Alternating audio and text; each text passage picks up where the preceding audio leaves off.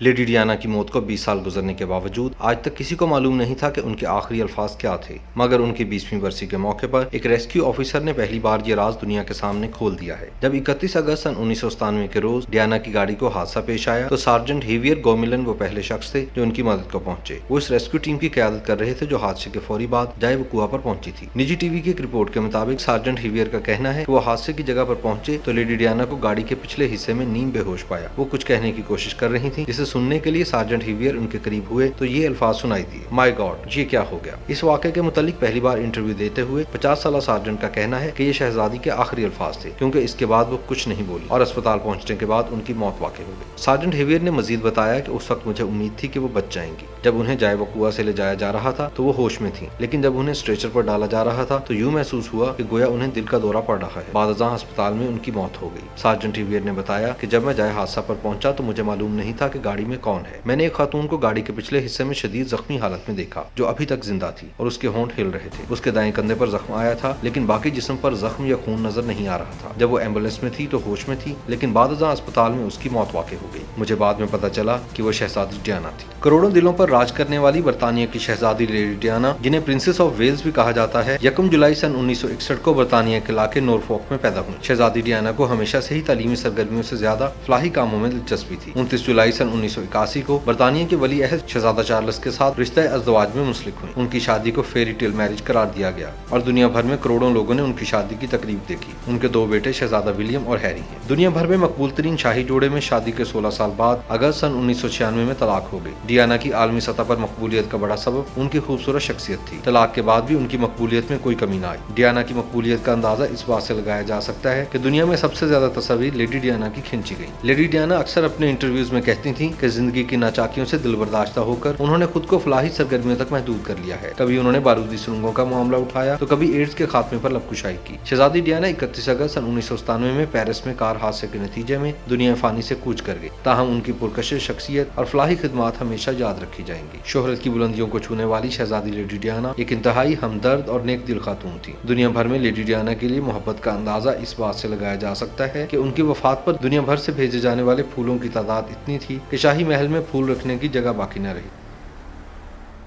YouTube پر googly T V دیکھنے کے لیے youtube.com کی سرچ بار میں گوگلی ٹی وی ٹائپ کریں۔